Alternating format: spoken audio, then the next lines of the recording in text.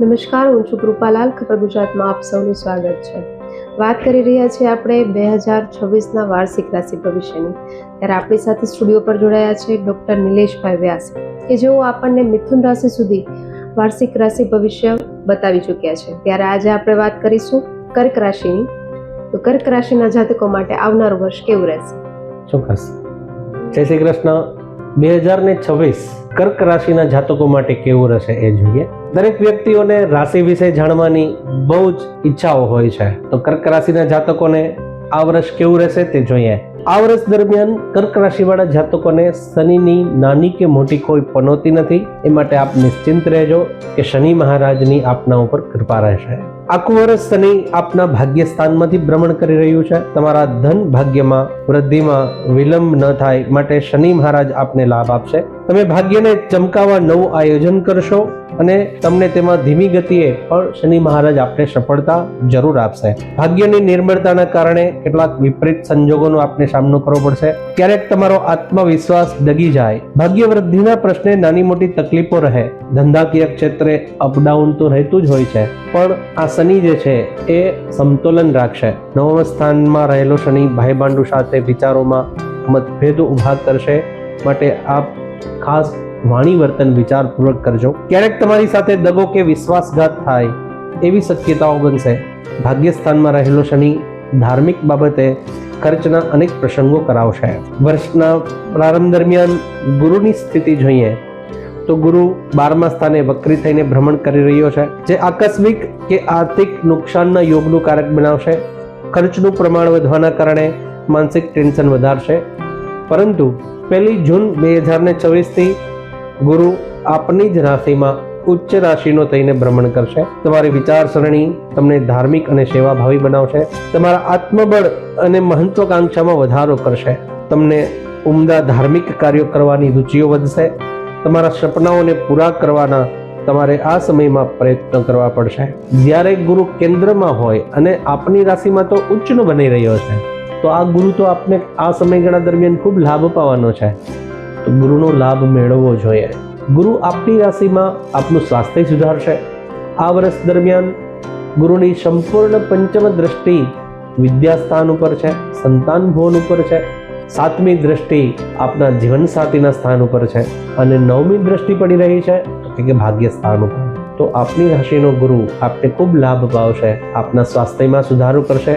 જો આપના લગ્ન થઈ ગયા છે અને સંતાન વિષયક વિચાર કરી રહ્યા છો તો આ વર્ષ દરમિયાન ઉત્તમ સંતાનોના યોગની શક્યતાઓ વધશે. આપના સંતાનો અભ્યાસ કરી રહ્યા છે તો એમને પણ અભ્યાસમાં પ્રગતિઓ આ આપનો ગુરુ અપાવશે. તેમજ જો આપ લગ્ન જીવનમાં સુખ શાંતિ અને સમૃદ્ધિ મેળવવા માંગતા હો તો જીવનસાથીની સાથે આ વર્ષ દરમિયાન ધાર્મિક યાત્રા પણ કરજો. આ ગુરુ આપને નવી ભાગીદારીની તકો આપશે, જે આપના માટે ખૂબ લાભદાયી બનશે. લગ્ન ઈચ્છુક યુવક યુવતીઓને આ સમયગાળો ખૂબ જ શ્રેષ્ઠ છે. આ સમયગાળામાં આપના લગ્ન થવાના, સગાઈ થવાના, લગ્ન થવાના યોગો એકદમ સારા બની રહ્યા છે. તો આપ પ્રયત્ન વધારશો, જેનાથી આપનું મંગલમય લગ્ન જીવન સુખમય રહે. રાહુની દ્રષ્ટિએ જોઈએ તો રાહુ અષ્ટમ સ્થાન ઉપરથી ભ્રમણ કરી રહ્યો છે. અષ્ટમ સ્થાનમાં રાહુ ખોટા ખર્ચાઓ વધારશે, માટે આપણે સતર્ક તો રહેવું જ પડશે. ઘણી વખત પડવા વાગવાથી વાહનથી ઈજા થવાની શક્યતાઓ રહેશે. જો આપ વાહન ચલાવતા હો ખાસ કાળજી રાખવી કે માથામાં કે પગમાં ઈજા ન થાય. એલર્ટ રહેવું. વાહન ચલાવતા સમયે અત્યારના આપણે ઘણી વખત જોઈ રહ્યા છીએ કે મોબાઈલ ઉપર વાતો કરતા કરતા જતા હોય, હેલ્મેટ પહેરેલી ન હોય અને માણસોને માથામાં પણ ઈજા થતી હોય છે. તો આપણે સતર્ક રહેવું ખૂબ જરૂરી છે. કેતુ દ્વિતીય ભ્રમણ સ્થાનમાં પરિભ્રમણ કરી રહ્યો છે. આર્થિક, કૌટુંબિક અને શારીરિક તકલીફોમાં વધારો થશે. કૌટુંબિક વિચારોમાં મતભેદો કરાવશે. આંખને સાચવવી, આંખમાં કોઈ ઈજા ન થાય તેની કાળજી રાખવી. વધુ પડતા ઉજાગરાઓ ન કરવા. આંખને લગતી બીમારીઓથી ખાસ સાવચેત રહેવું પડશે. બહેનો માટે જોઈએ તો આ વર્ષ મધ્યમ પસાર થશે. તમારી જવાબદારીમાં વધારો થશે. કાર્યભાર વધવાથી સાથે માનસિક ટેન્શન વધશે.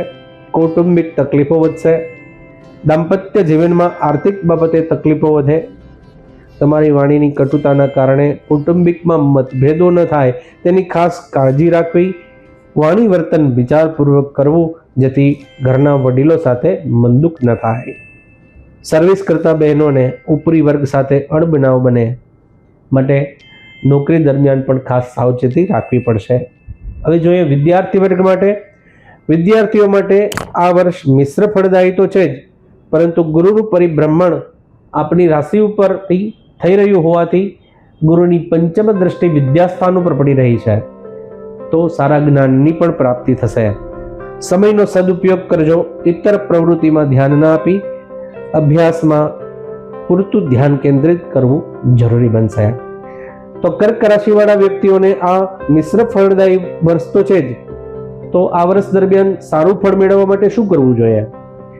તો દર સોમવારે શિવજીના મંદિરે જવું, દૂધથી અભિષેક કરવો. ઘરમાં આપના મંદિરમાં જો શિવજીને આપના ઘરમાં બિરાજ્યા હોય તો એને પણ આપ પૂજા કરી શકો. દીવો અગરબત્તી કરી અને ઓમ નમઃ શિવાયની માળા કરો.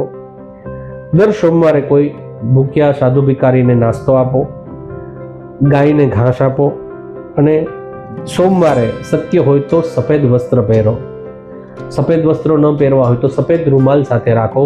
સફેદ ઊનનો દોરો આપના હાથની અંદર તમારે બાંધવો. તો આ હતું કર્ક રાશિવાળા માટેનું 2026નું વર્ષ કેવું જશે.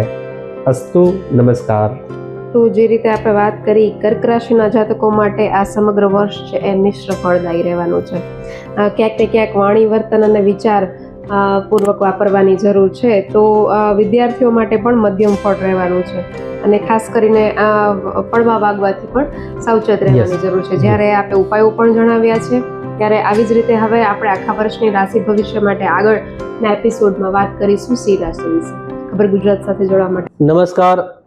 આપણે જોયું 12 રાશિઓનું આખા વર્ષ દરમિયાનનું રાશિ ભવિષ્ય. જનરલી રાશિ ભવિષ્ય જે છે આ 12 રાશિનું અમે જે રીતે આપતા હોઈએ છીએ એ જનરલ પ્રિડિક્શન હોય છે. આપની કુંડળી અનુસાર, આપણી જન્મ તારીખ, સમય, સ્થળ અનુસાર એ પરફેક્ટ જોઈ શકાય છે. અમે જે આપી રહ્યા છીએ એ જનરલ હોય છે. જો આપને વિશેષ જાણકારી આપની રાશિ અનુસાર જોતી હોય તો આપના કોઈ સારા એવા જ્યોતિષીઓનો સંપર્ક કરી શકશો અથવા અમારો સંપર્ક કરી શકશો. અસ્તુ, નમસ્કાર.